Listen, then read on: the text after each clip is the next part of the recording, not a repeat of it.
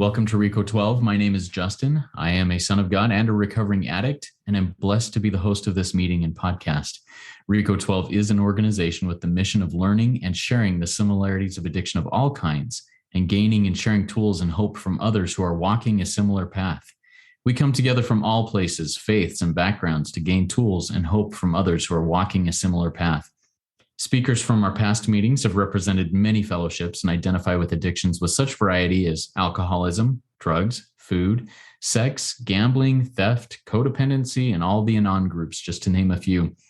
We invite recovering addicts with at least 1 year sobriety and who are actively working their recovery in their respective fellowships to share their experience, strength, and hope on a live Zoom webinar each Friday at noon Central Time for about 25 minutes.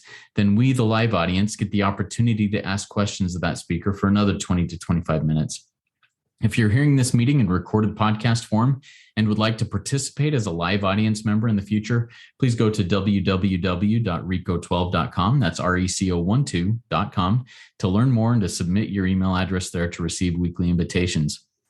RICO 12 is a self-supporting service, and we appreciate your help in keeping us working our 12th step in this manner. We gratefully accept contributions. If you wish to contribute, you can go to places I'll put in the chat and in the show notes of the live meeting. This is meeting number 146. What a blessing that is, and a miracle, really. We also have a growing and active WhatsApp community. If you'd like to be added there, please send an email with your WhatsApp number to rico12pod@gmail.com. That's RECO12POD@gmail.com. We look forward each week to receiving from the light reflected from our speakers. That light inspires hope, meaning, worth, and growth in us, the listening audience. Now let's introduce our guest speaker for today, Tim M., whose topic is being sponsorable and sponsoring others. Now, here's a little bit about Tim. He was born in 1971, and he stopped drinking for the first time in 1990. His last drink was in 1993. Tim spends much of his free time engaged in sponsorship and service. He does what AA asks, and he gets the results it promises in the book Alcoholics Anonymous. 100,000 Al-Anon meetings also help. Other than that, he says he is simply another bozo on the bus. Tim, the floor is yours. Take it away, man. Happy to have you here. Thanks, Justin. My name's Tim. I'm an alcoholic. I'm also a member of Al-Anon. Been sober since 24th of July 1993. I've been in and out of Al-Anon since 1995. I'm very committed to Al-Anon these days, and my recovery is split 50-50 between the two. And I think my sponsorship is split 50-50 between the two. To talk about being sponsorable, we've got to know what a sponsor is. To know what a sponsor is, we need a little bit of context.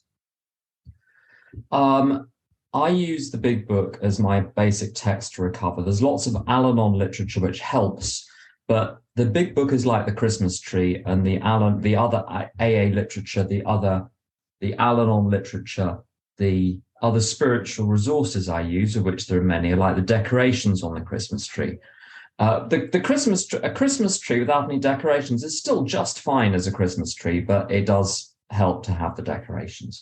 But the big book is the basis. Now, the funny thing about the big book is that it really doesn't mention sponsorship, not in the true sense as we understand it today, at least not in the basic text section up to the end of 164, although the question of sponsorship and examples of sponsorship abound through the text itself, including from the pioneers who describe how they were sponsored by some of the earliest members. I think page 263, if my memory serves me correctly, has a presentation of how Dr. Bob took people through the steps, which is very different to what's in the big book.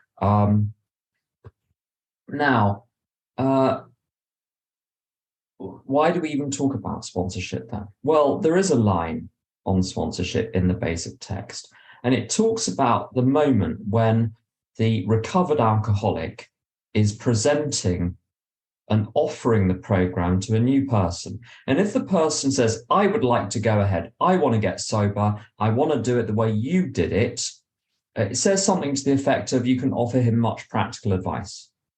And that, ladies and gentlemen, is the entire script for how to sponsor people. You can provide much practical direction. That, of course, takes many different forms. I won't give a history of how I've sponsored over the years. What I'm going to talk about is what made me sponsorable as a newcomer. That information is still pertinent today. And I'll tell you how I sponsor today.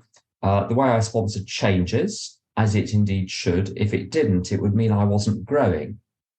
Fortunately, I am growing, and it's not set in aspic or amber. So my form of sponsorship will evolve over time, and I get things wrong and then I adjust. But being sponsorable, as I said, there's a context. What is the context? The context is that I'm a danger to myself as an alcoholic, as an addict. I qualify for a number of other fellowships, but I use AA and Al-Anon, and that for me suffices for everything. I'm a danger to myself with alcohol and drugs because my mind will tell me that a drink is a good idea when it's not. And I trigger something which I can't stop, which could go on for years, which did in fact go on for a year and a half at one point. I started drinking again after a period of sobriety in 1991. It was a year and a half, maybe a little less than that, before I surfaced again. There's a Suzanne Vega line, don't uncork what you can't contain. Don't uncork what you can't contain. So in AA, we say, don't have the first drink. If you don't have the first drink, you can't get drunk. If you get your newcomers to chant that, I think no ill will flow from that. It's a very helpful thing to remember. But to recover, one needs more than willpower and information, although both of those are very necessary. Unfortunately, it requires some grit to stay sober. On the Al-Anon front, it's a similar question. I become preoccupied with the shortcomings of those around me. I try to take control of situations. I try to fix people. I try to get them to rescue me. I blame them for my predicament. I don't look after myself, and there are no flies on me. My Al-Anon problem is manifold, and again, is not solved by a combination of information and willpower. There have been times when I've been so preoccupied with whether the alcoholic is drinking or not, and if they're drinking, what they're doing, if they're going to die, how can we sort them out? How can we get them help? I can't concentrate on anything else. I become very unwell myself. So what's required, unfortunately, is a psychic change. That's the terminology in the Big Book. Now, people say the Big Book's very old-fashioned. Well, it's reasonably old-fashioned. I mean, it's not Shakespeare, it's not Bacon, it's not Chaucer. It could be worse, okay? And we still read Shakespeare and Chaucer today with little footnotes to explain anything which is unclear. No, I don't think there's any need to rewrite the thing. One can write other things, and AA indeed has, for good reason. There's no need to leave, to overturn the dead in their crypts and hector them for being as they were then. I'm sure they would find much to find fault with our language and approach and mores and morals and standards today. So that rubs both ways. So we leave them where they are. We just take what they offer. And psychic change is the phrase they use, so we'll use it. It just means a change of mind and a change of heart. A change of mind and a change of heart. And it can't be brought about by snapping your fingers. It's also, sometimes it's talked about as though it's bestowed from on high, when it sort of is, in a sense, or it's a miracle. You just sort of sit in AA waiting for the miracle fairy to tap you on the head with her little magic wand, and then suddenly you're a miracle too. And that's how it's presented. Fortunately, we've cracked the code. And the code is this: the spiritual awakening, the psychic change, the restoration to a condition which we were in at some level before we ever became alcoholics and addicts and psychotic Al-Anons. That's available to anyone if a few simple rules are followed. Something has gone wrong. If we unpick what has gone wrong, we get restored to where we were to start with. It's just like if anyone's had Alexander technique, I was a musician and I had problems, and an Alexander teacher was called in to realign my spine. Basically, the way I was playing the piano was mucked up because I sort of hunched over. And I was taught you get the head in the right position, let the body fall from the head, and everything just starts to become natural then. And I think that's the case here. All we do is we straighten out that which is crooked, and we discover the person we could be is the person we always were underneath the crookedness. And what we have to do, my experience and opinion, nothing wrong with opinions, by the way, as long as the basis for them is valid. There's a movement in AA to ban the opinions. I don't want your opinion, I want your experience, as if the two are different. Of course, an experience related is one's own opinion on what happened. There's no such thing as a purely objective experience. But anyway, the process that I go through is I surrender to a higher power, which means starting with a blank sheet of paper, and then I catalogue in step 4, disclose in step 5, catalogue in step 8, disclose in step 9. It's cataloguing and disclosure. And simply doing that brings about the change which is necessary, provided this is followed by the last 3 steps. Now, sponsorability is a very simple notion. Bill C talks about alcoholics lying in the gutter, but having a plan. So you've burnt your life to the ground, but you still have an opinion on it. You still have a view, you still have a take, you still have a scheme, a plot, a device. To be sponsorable, I don't know if you've ever had a computer problem, and if you work for a corporation or an agency, they'll often have remote IT technicians, and they ask you to download this little app, and you click on it, and it says, do you want to give so-and-so in Edinburgh or Bangalore permission to manipulate your computer? And you say yes, and now that the little mouse cursor is moving all around the screen without you having to do anything. He's now in charge, or she's now in charge. You ain't in charge. You're now the observer of what's going on. And I think sponsorship is like that. It's giving someone else the authority to establish a framework by which you live, and then you live within that framework. Now, it's not taking over, however, taking over the person's life. It's allowing a framework to be imposed within which the person can safely operate. So the sponsor is not making life decisions for the individual, although there may be strong advice at some point. Again, I don't think there's anything wrong with advice as long as it's sound and as long as the scope of it is well understood, the authority, the relative authority of it is understood. That occasionally there are mistakes that are made, but I tell you, in fact, everything I've ever had to make amends for was behavior I came up with myself. I've never had to make amends for behavior for something that a sponsor or similar asked me to do.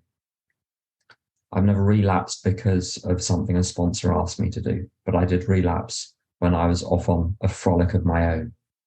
So the framework is, again, nothing secretive or nothing cultish. It's very simple, universal principles which predate AA. AA borrowed everything. AA is unique, I think, only in the combination of practices and ideas. Everything you can trace to other things. Even the inventory process can be traced to other organizations, other bodies, other movements.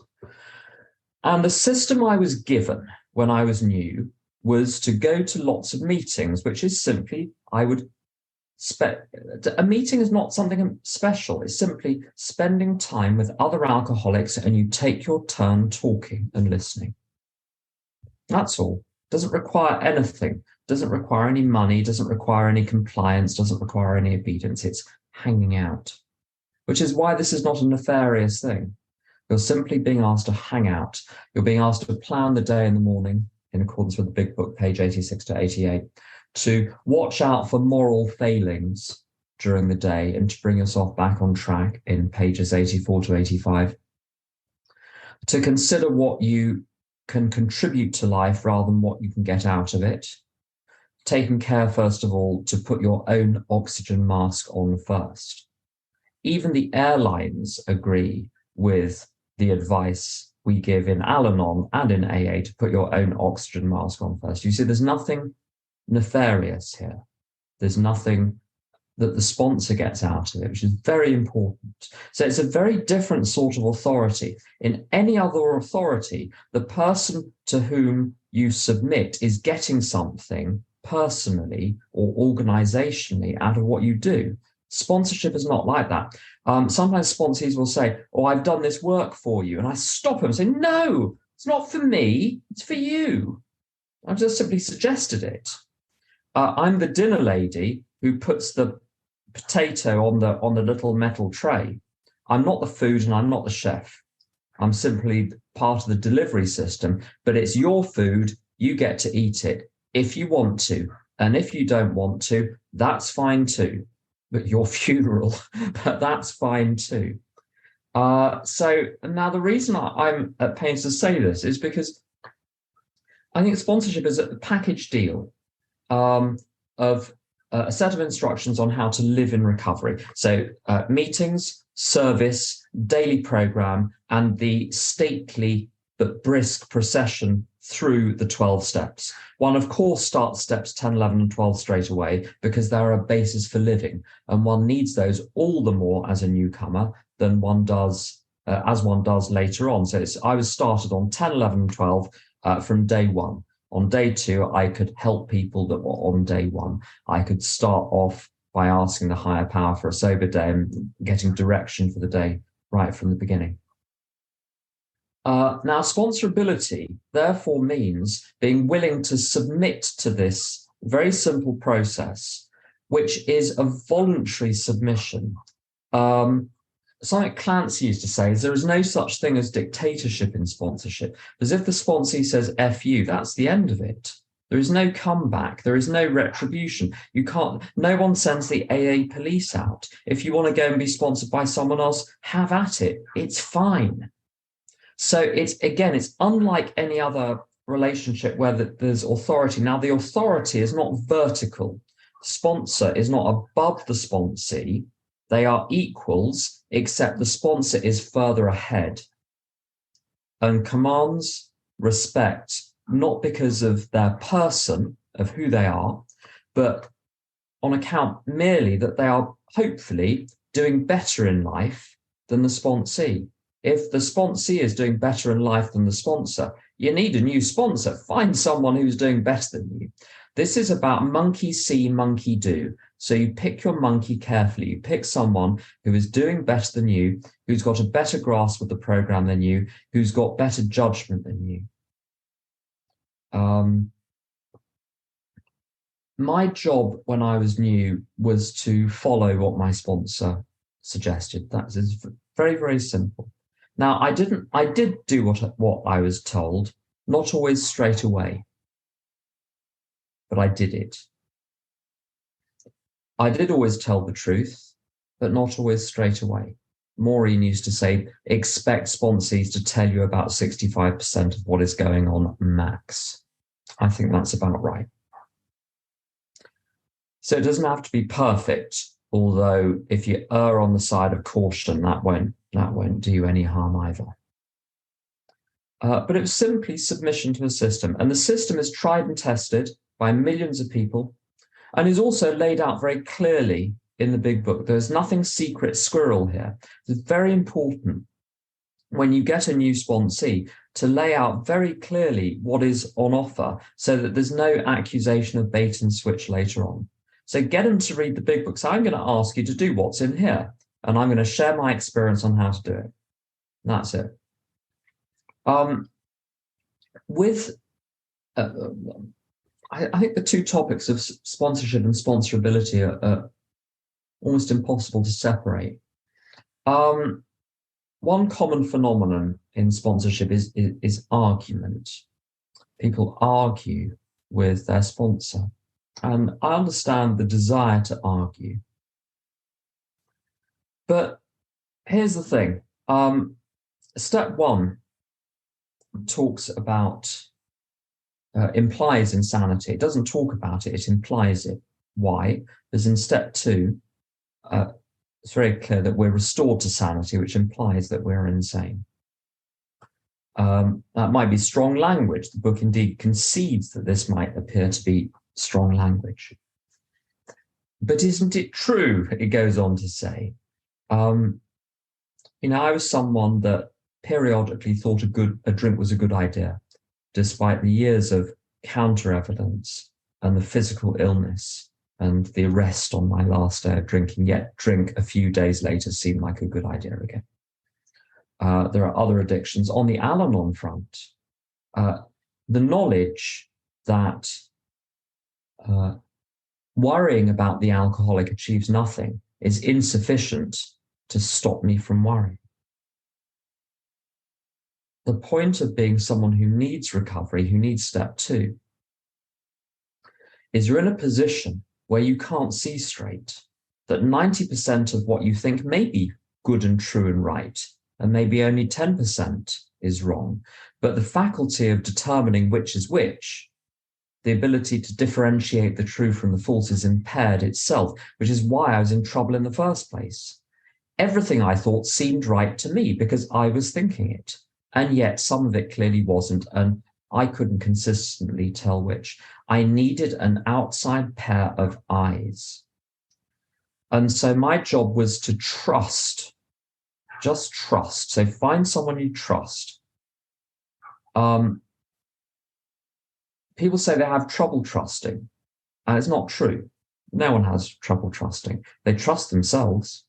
Every time you take an action, you're trusting yourself. The question is not one of trust. The question is, who are you trusting and on what basis? Every time I had a drink, I trusted myself. I obeyed my own instructions. Yet I wasn't trustworthy. So the job is to switch the trust towards a more reliable source of direction and instruction.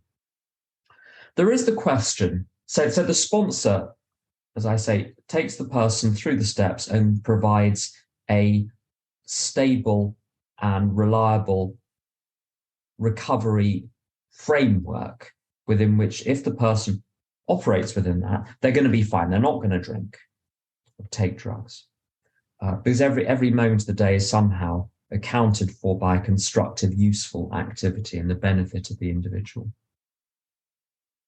But there is the question of advice on other things, advice on other matters. And especially in Al-Anon, I know this is going to be very controversial to those of you who are in Al-Anon, where there's a very strong movement of not giving advice. If I hadn't been given advice in my first few years, I was 21 when I got to recovery. My parents were lovely in many ways, but were not wise. And they certainly weren't people I could go to on most things. They both had a little to offer.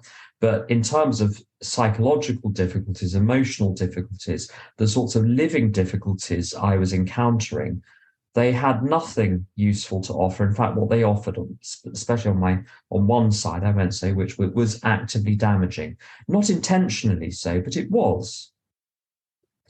I needed people to explain how to date, how to go to work, how to work when you're at work, as Bob B says, how to be kind to people, how to have a conversation, how to take turns, how to tell a story in such a way that other people understand what you're saying, how to ask for help, how to say no, how to have a hobby, how to relax, how to switch off. 1,000 more things I needed to be shown. Just saying to me, well, there are the steps, I'm off, is neither kind nor helpful. Now, obviously, as one matures in recovery, one learns to think for oneself, one learns to figure things out. And of course, one must swiftly as possible, move to a position of autonomy, where you're essentially relying on God and your own intuition and your instinct and your experience and your knowledge, and you're checking things out with other people, but the role of other people changes. But at the beginning, if I did not have people who regularly pulled rank, I would be dead 1,000 times over. I remember going on the most catastrophic date when I was a few months sober. I met the person, and I think what's the phrase, where I leapt in where angels feared to tread, and I proceeded very rapidly with this person to engage with them. And the next morning, I phoned Maureen, who was she wasn't my sponsor, so in loco sponsoris, she was acting like a sponsor. And I said, well, I had this date, and this is what happened, and this is what the person said, and this is how I feel awful now. And she said, tear the number up and make sure you don't memorize it before you tear it up. If they ring, put the phone down. And I did that. I obeyed what she said because I trusted her. She was someone who had decades of recovery, had seen hundreds of people like me, and she knew she could spot instinctively what was going on. She was absolutely right. I understand wanting to argue with a sponsor. If you want to argue with your sponsor, get a sponsor you don't want to argue with. It's just easier on everyone. Yeah, it's easier on everyone. What I do in terms of sponsoring people, I do the same with everyone. It's exactly the same process, whether you're AA or Al-Anon. I've got sponsees in SA and SAA, and even SLA, which is a very different fellowship. But I've had sponsees in those, CODA, a couple of other things. Now there are differences in step one, but I always start with the step one in the big book and then cross apply it to the other questions, and it's always possible. But if one understands the principles behind step one from the big book, it makes all of the other addictions, you've got a pattern to fit it to, because the language of step one and all the other fellowships is based on the ideas ultimately contained in the big book. The step one is lifted and adapted. If you don't understand where it came from, it's very difficult to cross apply. It gets very complicated. The big book provides a very simple basis for that. So we do step one in the big book. We understand addiction from the inside, alcoholism from the inside specifically. And then we say, well, how does this apply to Al-Anons? How does this apply to sex? How does this apply to romantic infatuation, sometimes misleadingly called love addiction? It has nothing to do with love. No more than in the big book, it refers to sex as pepper. Pepper is not a food group. The step one is the same, but except for those add-ons, and then all the other steps are the same. It's a single system. I think of it rather like a sausage machine. You put the person in the top, crank the handle, eventually sausages come out, and there's an emergency release valve. If someone gets mangled and presses the escape button, you can pull them out. But it's not advised to stop the process halfway through, in my experience. Taking step three particularly, I let people take as long as they need to get to step three within reason. But after that, you need to proceed briskly, because in taking step three, you're invoking the elements to do their worst. Everything is going to start to come up, and if it is not processed and dealt with, it wreaks havoc. Don't start to look in the darkness unless you're willing to complete the journey. So I get pretty strict with whipping people along and say, if you can't do this, I understand, but call a halt to it and put the lid on it. And when you're genuinely willing and able to put 1 to 2 hours a day into this on a work day, 2 to 4 on a weekend, then come back and we'll resume. But tapping away at the steps, dripping away at it does no good at all, because the ego is rebuilding the whole time. So it's like building a brick wall, one brick at a time. But if you do it too slowly, so the ego is on the other side, removing the bricks as you place them. You've got to be whipping along at quite a speed in order to outstrip the efforts of the ego to deconstruct what you're constructing, which is why this must be swift. And I'll finish on this. There's something I send sponsees in emergency situations where it's really necessary. And it's a quotation from the CIA website.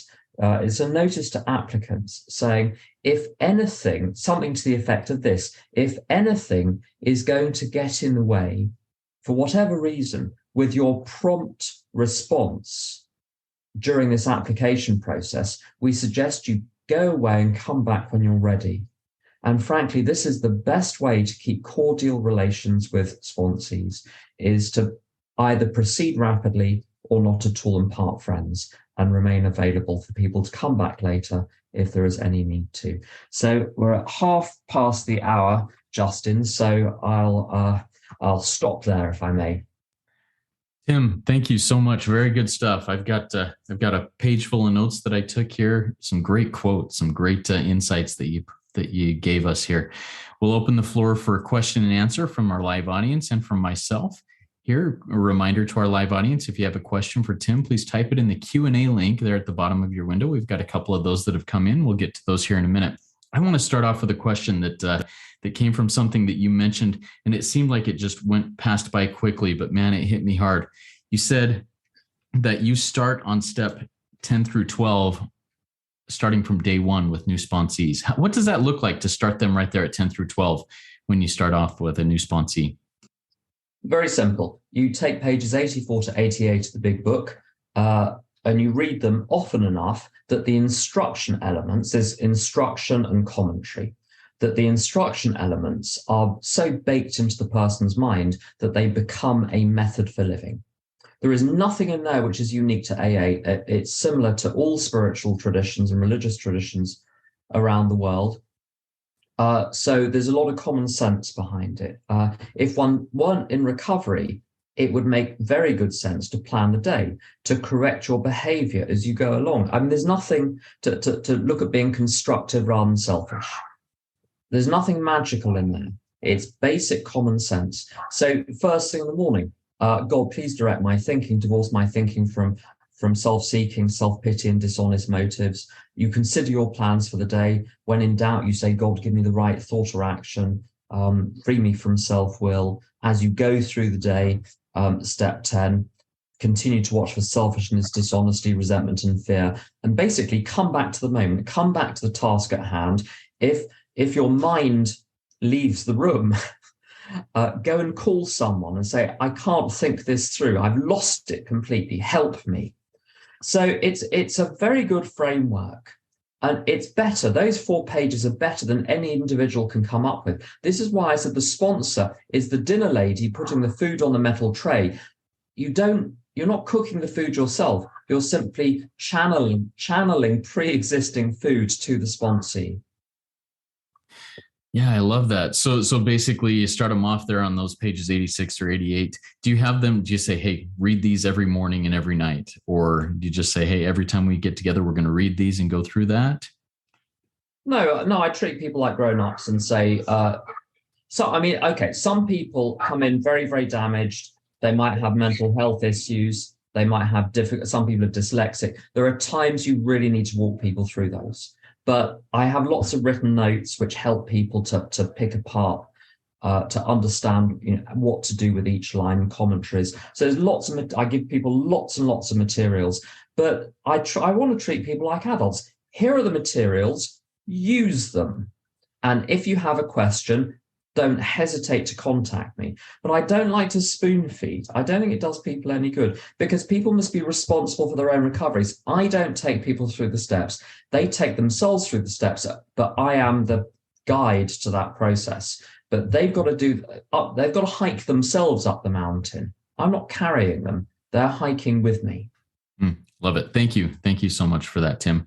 All right. We've got several questions that have come in. I'm going to combine a couple of them, one from David and one from Jill. They both are kind of the same question. Do you have more than one sponsor, or do you have a sponsor for each fellowship do you recommend that people have a sponsor for each fellowship, or just one sponsor who encompasses them all? Oh, it's a very, very good question. And now I'm not going to give an answer which is necessarily going to be true for everyone, but I'll tell you what I currently do. This works very, very well. I only have one sponsor. I don't sponsor people that have other sponsors, because you can't ride two horses at once. You can't operate two systems at once. You can't have two sets of steps at the same time. It makes absolutely no sense, because each set of steps is holistic. It covers the whole of your life. It can't possibly be in two sets of steps at once. It's nonsensical. Now, the one problem here is when someone has multiple addictions going on. Certainly with food and with sex. I'm less familiar with gambling. I've had very few gambling sponsees, but certainly with sponsees with food and sex as problems. I can deal with the sponsees where sex or romance addiction are problematic. But although I've had food problems, I'm not an OA person or any of the other food fellowships. I haven't needed that. I've dealt with my food and body dysmorphia stuff simply as character defects. But a lot of people need to be really smashed like walnuts when it comes to those. And so what I do is I get them to attend the meetings of the fellowship in question, to usually go to one of my pals and one of my sponsees who can take them through the first three steps. And then the first three steps in AA, the first three steps in OA, they're like two tributaries of a river, which then merge at the point of step 3, and then it's a single river which continues from that point, with ongoing accountability as well. I encourage people to have a little group of friends in, let's say it's OA, to whom they can be accountable and chat through specific questions to do with food. And of course, just because I'm sponsoring someone doesn't mean that they can't go and talk to whoever they want. And I, in fact, encourage people to talk to lots of people, get input from left, right, and centre. But there has to be, in any kind of chain of command, you can't have double-headed management. And this is in the concepts as well. You have double-headed management, you're in for trouble. And what I find almost invariably, when you've got multiple sponsors, the sponsors are played off against each other unconsciously. So you go to sponsor A for the material you should be going to sponsor B on, and vice versa, because you instinctively go to the person that's going to give you the easiest time. And when I've tried to split authority between more than one sponsor, even where the second person is not a sponsor in name even, but someone who I said, well, on this matter, I'm going to seek their advice, I've got into the most frightful trouble, because unconsciously I seek out someone that will see things from my point of view. I'm in a fortunate position in that I qualify for so many fellowships. I can usually cover lots of things under one roof. But I'll tell you one thing which does help, is that a lot of people approach me have got food problems as well as alcohol, or a lot of the Al-Anons. So they're not alcoholics. So I sponsor them as an Al-Anon, but they also have a food thing. I've got an an OA sponsee that runs a cyclical thing on the first 3 steps, which they can join at any point to get a really thorough grounding in the first 3 steps and get food plans in place if they want to do that, and so on. And that seems to solve the problem very, very well. And this works extremely well. I don't have any problems at all doing this. And there's a lot less relapse and argy-bargy and secrecy that happens when you've got splitting between different sponsors. I'm going to be very controversial here. If someone is in a very intensive psychotherapeutic program, again, it's almost impossible in my experience to sponsor them, because the philosophy is often entirely different. The process of the steps to me is about being rid of self and stopping looking at oneself, only looking at oneself from a moral point of view. And they go to therapy, encouraged to look at the past in a very different way. I'm not saying it's better or worse, but it's different. And you spend the whole time with the poor soul trying to reconcile two irreconcilable systems. So what I've said to people is, if you need to do therapy, and that's the more urgent thing, Go and do that, and then come back when you're done, and then we can do the steps. And that's worked very well. So go and find out what you need to find out, bring back the information, then we'll work the steps on the information. And that, again, saves the two being played off against each other. The therapists often hate it as well when people are working the steps and come back, well, my sponsor said this, my sponsor said that. So next question, Justin. Oh, love it. Thank you for that clarification, for the digging into that. That really helps, Tim. All right, another question from an anonymous attendee. This person asks or says, I work a strong program, but it seems my sponsor is sicker than me. We have become sort of co-sponsors more than sponsor-sponsee. Is it necessary to get a new sponsor? Very good question. My approach with sponsorship, with how to look for a sponsor, how to choose one, when to switch, is this. What does it say in the big book? If you want what we have and are willing to go to any lengths to get it, then you are ready to take certain steps. So the sponsor it's not a therapist or a friend or anything like that. They are a guide to the 12 steps. They're a guide to the traditions and the concepts. Necessarily, for them to be a good guide, if you are hiking up a mountain, they would need to know the mountain better than you. And a very good rule of thumb is this: to have a sponsor who is more active in recovery, that is helping more people, that is more active in service than you are. Ideally, if your major problem is in relationships and marriage, if your sponsor is married and has a happy marriage, that might be a very helpful person to have as a sponsor. Similarly with work, if your major problem is work, is having an unemployed sponsor the best? Maybe not, but God works miracles in extraordinary ways. So I look for someone who is ahead of me spiritually and who has more experience and is more active than me. And I've had the same sponsor for 12 years and the criteria continue to be met. And unfortunately, one has to be absolutely ruthless about this. So no sentimentality. If I needed someone different, I would go for someone different. So my previous sponsor is wonderful, but he wasn't doing in AA what I was doing and what I needed guidance on at the time. I had a lot of sponsors. I was doing a huge amount of service, and my sponsor at the time did not have the relevant experience. So one has to be brutal and just go for the best that you can find. Wow, love that. Thank you. All right, question from Jason. Jason asks, and this is a really cool introspective type question for you, Tim. What are you currently struggling with as a sponsee? Well, I suppose that can mean one of two things. More narrowly, in my capacity as a sponsee, in my relationship with my sponsor, I'm not struggling with anything at all. I have a very good relationship with my sponsor. I'm not saying that just because I'm in his house right now. It's genuinely true. But I have to say, so I've been sober for 29 years and some change. And I go through the steps once a quarter to clean out the cupboard. And I'm just trying to think, do I perceive myself to have any problems in my life? And I don't. Sorry about that, but I just don't. Do I have a full range of human emotions? Yes. Do I have character defects which flare up?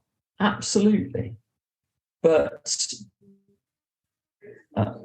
if you said to me, how happy are you on a scale of 0 to 10, I'd be up around a 9 most of the time.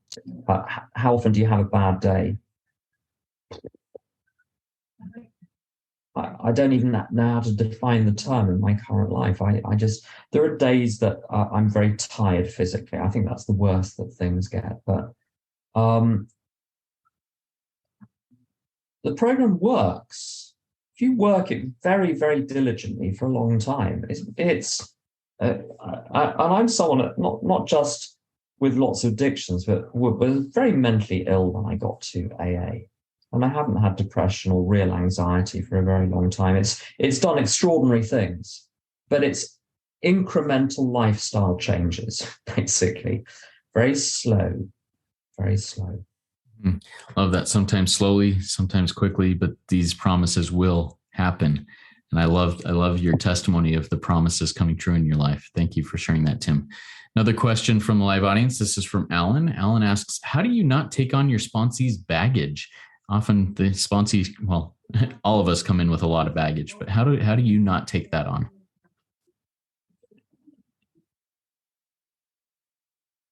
Okay, so let's do the Al-Anon. Let's do the Al-Anon side of this. I know some of you, looking at the names, I recognize a couple of people who've been to a few Al-Anon meetings. And as I said, as you said, actually in the intro, 100,000 Al-Anon meetings don't hurt.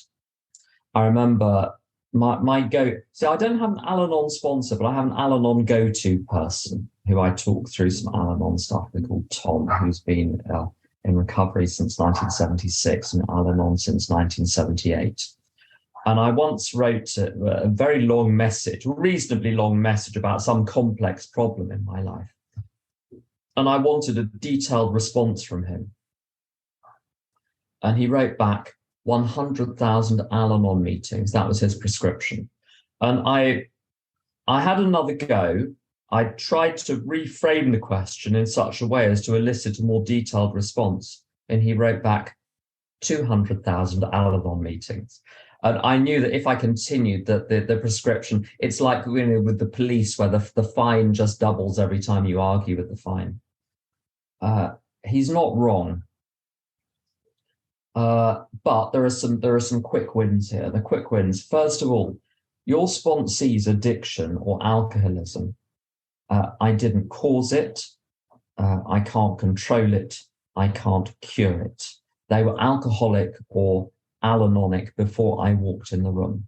So the fact they're now manifesting alcoholism or Al-Anonism in their relationship with me is not a reflection of me. I might have occasioned it, but I didn't cause it. And there's a fundamental difference. Very interesting and simple principle. I am 100% responsible for my beliefs, thinking, behavior, feelings, internal world and external world. And you are 100% responsible for your beliefs, thinking, behavior, internal world, external world, and feelings. I'm over here, you're over there. I'm responsible for me, you're responsible for you. Now, there are, and I've done sequences, a series of talks on the complications of sponsorship. There's a very good story in the big book. I think it's our Southern friend, who also I think is Fitz Mayo, one of the early AAs, where there's a perfect example of how sponsorship can work, in that he presents his problems to someone. The person asks him, are you willing to do this? Are you willing to do that? And Fitz says yes to each of those things. And the person says, well, all of your problems are solved. And then he leaves the room. So my job is to offer the program to people. I don't argue and negotiate because it's a waste of time. In the same way that you don't, when you go to Walmart, you don't negotiate the price. You're not in the souk. You're not in Morocco here. You just, that the Walmart price is the Walmart price. You don't haggle at the till. And it's a little bit like that with sponsorship. We're not paid enough as sponsors. In other words, we're not paid at all to haggle. So you offer, and either they want it or they don't.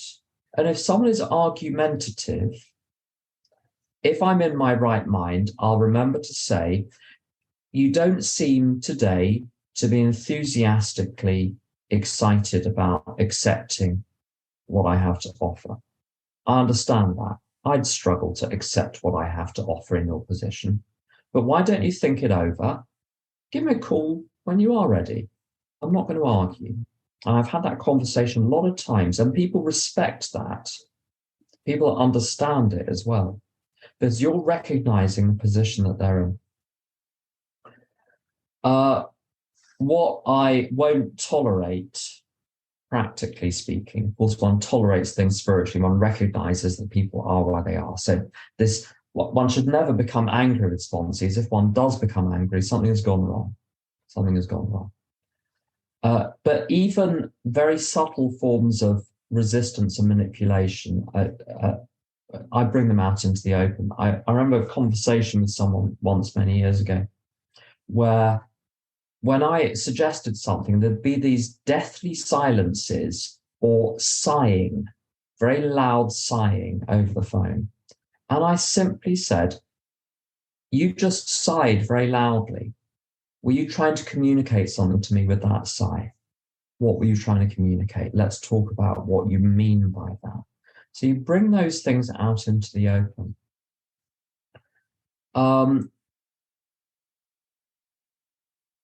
Part of anonism is looking to be rescued by someone, or for many anons. There are lots of different ways of being an anon.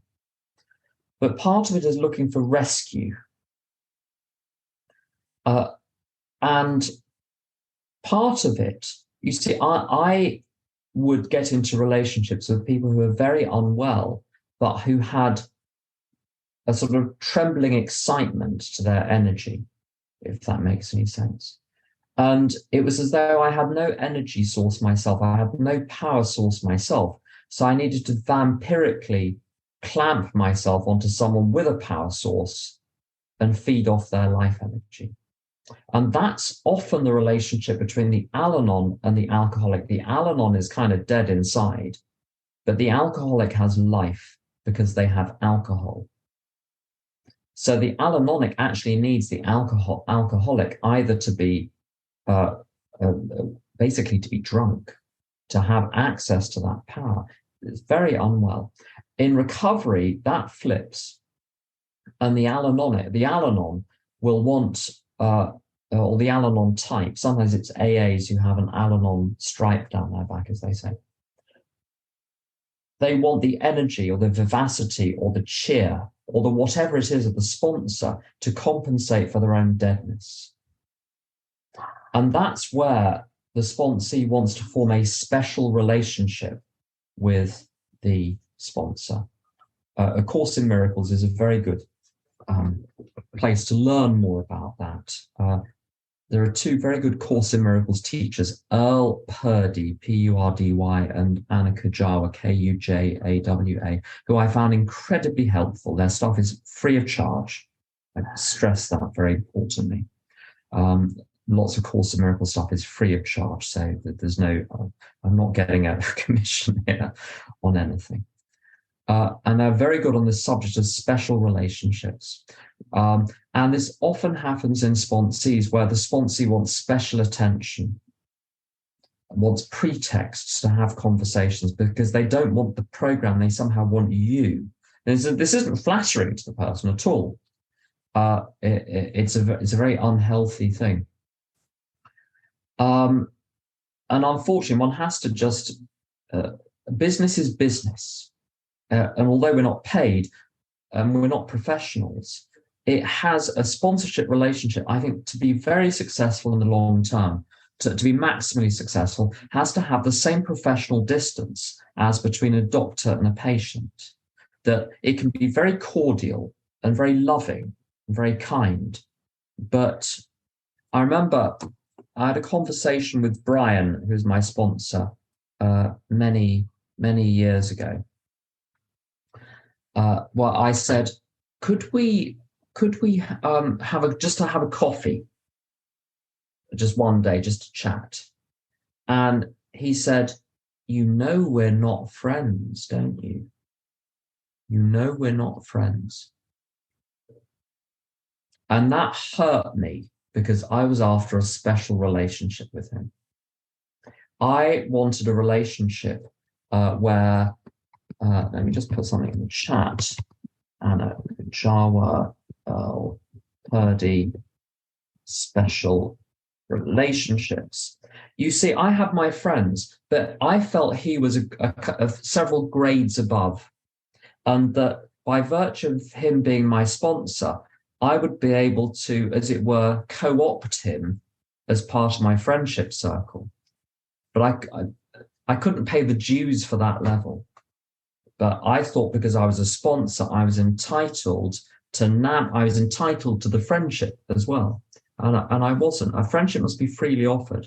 And so just because someone is your sponsor doesn't mean you've got them over a barrel and that you can demand anything of them. And people can be incredibly demanding of sponsors in a very unreasonable way, which is why right from the beginning, I very rarely have a problem with this now. It used to be a big problem.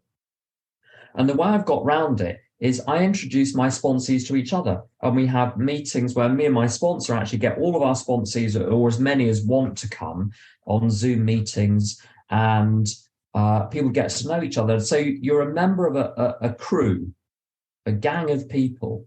So the reliance is on the gang. It's not on the individual person. And the last thing I'd say, if you've got a problem with the sponsor, do not try and resolve it with the sponsor. Go and talk to a close-mouthed friend and fix it, sort it out if you can't sort it out. Now, there are things where there are practical things which need to be sorted out with the sponsor directly. I mean, a psychological thing where there's a real rift there. The sponsor is not so you never read inventory to the sponsor about the sponsor. It's so inappropriate, that sort of thing. And if one maintains these boundaries, then I have almost no problems today on that front of entanglement. Touch wood, as long as I keep going to my Al-Anon meetings. So do we have any more questions? There was one more question that just barely came in. See, how from an anonymous attendee, how come you're at your sponsor's house if you don't think special relationships are not good? There you go. Yeah, that's an impudent question. I'm here with lots of other people because we're putting on a conference this weekend. That's why I'm here. Perfect. It's not a special. Also, there's a fundamental difference between someone who is unrecovered, trying to form a close relationship with the sponsor, so my sponsor is ahead of me. He's sober 6 weeks longer than me. We're not friends. He's still my sponsor. And I've got incredibly strong boundaries. He's got incredibly strong boundaries. There's no risk of, you see, this is the curious thing about sponsorship. A special relationship is not about the degree of closeness. It's about the type of closeness. So I have the same courteous professional distance with my sponsor when I'm here staying in his house as I do when I'm several thousand miles away in London. There is absolutely no entanglement there. So special relationships are about entanglement, not about how much time you spend or how cordial the relations are. It's about the formality of the relationship. And I don't think if I was 20 or 15 or 10 years sober, I don't know if I'd be here. I'm not sure if I've been invited. So it's not a straightforward question. Sponsorship is a relationship unlike any other. Yeah, thank you. All right, we'll close this meeting down here. Thank you all. Thanks, Tim. It was a great RICO 12 weekly speaker meeting for all addicts and those wanting to learn more about addiction and the recovery therefrom. Come back next week. Next week, we've got another awesome guest, Nikki M, who will knock our socks off with the topic of the exact instructions of the big book. As always, I'm looking forward to that conversation. All right, let's launch off into the rest of our day with the serenity prayer that Tim will say for us. Thank you. Would you please help me close with the serenity prayer? God, grant me the serenity to accept the things I cannot change, the courage to change the things I can, and the wisdom to know the difference. Thank you, Tim. Everybody keep coming back. Come trudge this happy road with us. It's worth it, and you are worth it.